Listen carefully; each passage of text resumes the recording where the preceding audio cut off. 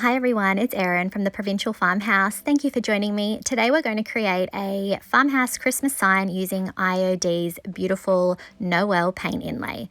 You can find a full product list in the description of this video and all your crafting needs on our website, theprovincialfarmhouse.com.au. Let's get started. I was given this drawer front cabinet door by a lovely friend and thought it would make a perfect sign. So to start off with, I'm using Dixie Belle's White Lightning Cleaner. It's a degreaser and a deglosser, and then I'm going to rinse off my cleaner. I'm then using some white Dixie Belle mud to fill in all of the holes.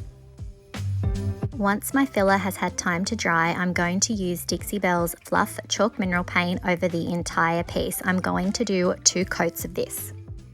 It was a hot day, so I found that misting my brush made it a lot easier to get a smooth finish. We're going to use the Noel paint inlay from IOD. There is 8 pages of beautiful festive designs, and sometimes it's hard to just pick one to use. Make sure you check out my IOD Christmas playlist where I have done lots of projects using these. We're going to be using a couple of elements. We're going to be using the festive red truck and also the Christmas tree farm. Here you can see that I'm lining my design up, and I've decided to carefully trim the truck to make it a little bit easier to fit in the space. And I'm also going to be doing the second use of the Christmas tree farm design, and I'm just working out what text to use. So I'm going to use the red lettering, and I've trimmed off the green little swirls on the side. I'm going to use them down the bottom, and then I'm also going to be using some of the other text. To apply my paint inlay, I'm going to do another thick coat of the Fluff chalk mineral paint. And when I think I've got enough paint down, I'm going to put my little truck design side down into my wet paint. And I'm then going to very carefully smooth the design down.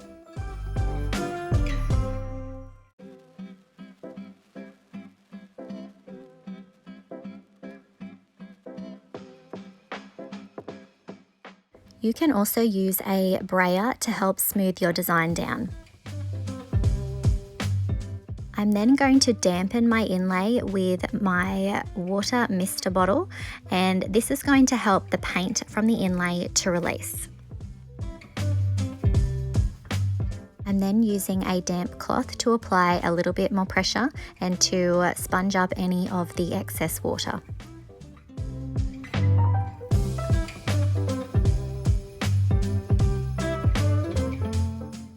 Next, I'm going to repeat the same step. I'm applying paint up the top where I want my red letters to go, and I'm being very careful not to get paint on the overlapping truck inlay.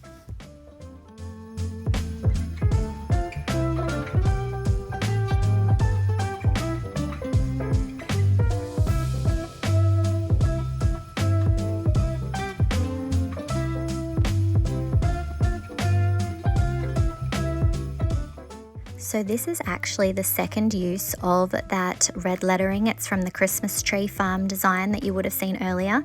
So this lettering is going to be a little bit more faded each time you use your paint inlay, and you should get about 2 to 3 uses out of them. The design will become progressively faded. So it's good for this because I am going to be looking for a weathered, aged look. And this is something just to keep in mind when you're planning out your projects.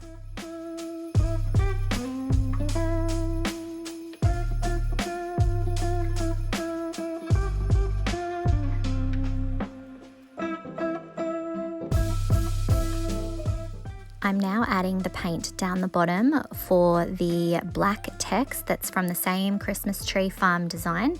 And this is quite a thin little bit of text, so I'm just being very careful about not touching the paint that's surrounding it.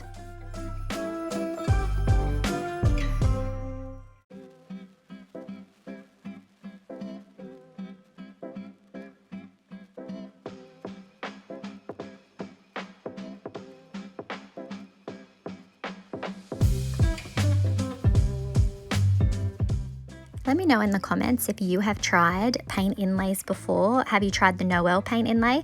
I'd love to hear what projects you used it on.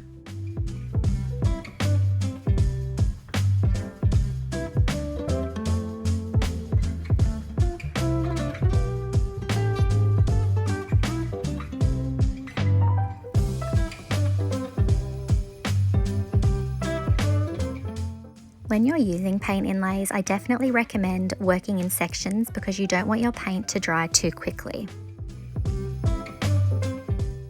I felt like I wanted something either side of the truck, so I am cutting out some more of the Christmas tree farm designs, and I'm going to be using the 2 smaller trees either side.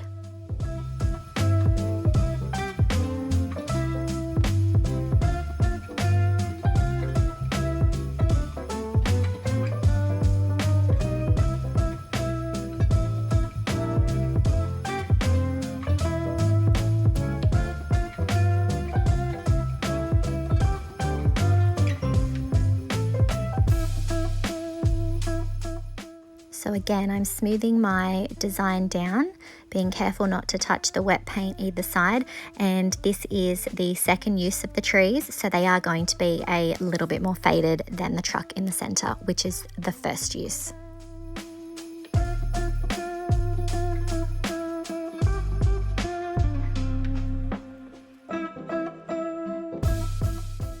I really hope that as you're watching this video that it's inspiring you to cut up and really make those paint inlays into what you want. You do not have to keep them in the same format that they come in. You can cut them out and rearrange them. They really are very versatile. Once I've added my inlays to my wet paint and I've added my water, I'm going to allow them to dry. It depends on what climate you're in as to how long they'll take to dry. I find that mine are dry within about 30 minutes to an hour. Once your inlays are dry, they'll appear faded again. I'm grabbing my mister out and I'm going to mist the entire piece. Now this is a very hot day, so you will see me mist my design initially, and then if I feel like it's dried too quickly or it's not going to release, I'm just adding a little bit more. I'm also using a cloth to sponge off any excess. So I usually spray my dried inlays and then I give them about 60 seconds. And then here you can see I'm just misting it just a little bit more again. And then I am going to start pulling the truck back first. When you're pulling your paint inlays back, you'll want to be gentle because again, you're going to get another use or two out of these. And then you're going to want to find a flat place to allow them to dry. You can see that my truck is definitely the first use. It is lovely and vibrant, and remember these are designed to look weathered and old, so you're not going to get a perfect image. Next, I'm going to start removing the paint inlay from up the top, so I'm very carefully starting to peel, and if at any time you feel like there's some resistance with your inlay coming away, just add a little bit more water, as you will see me do shortly. Now, my lettering isn't perfect, but that's okay. We're going for a more rustic look.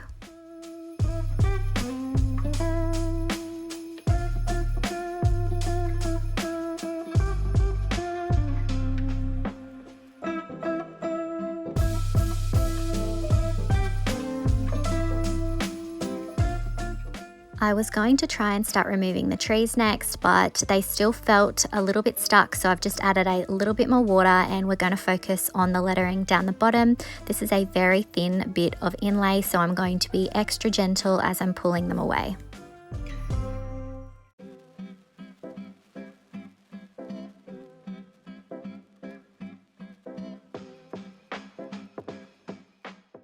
Next, I'm going to carefully remove the trees that I have either side of my sign, and you can see this is the second use. It's a little bit more faded, but I love the weathered finish that each of them have achieved.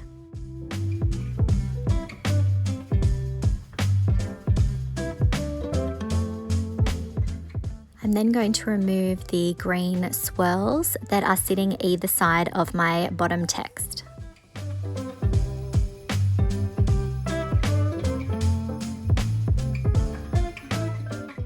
I'm then going to seal my design. I have put 50% clear coat with 50% water in a spray bottle, and I am going to spray my design. I want more of a rustic finish, so I'm using a medium grit sandpaper to sand the edges of my sign.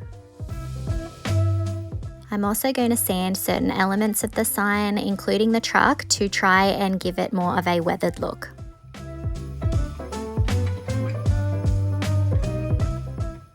Finally, I'm going to attach a picture hanging hook to the back. And here's our finished Christmas sign.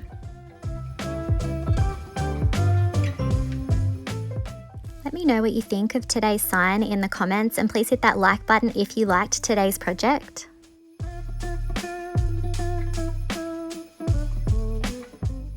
If you'd like some more Christmas craft inspiration, make sure you check out our IOD Christmas playlist.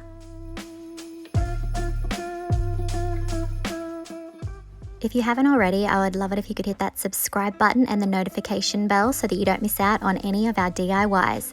You can find the products used on today's video on our website, theprovincialfarmhouse.com.au. Thanks for watching.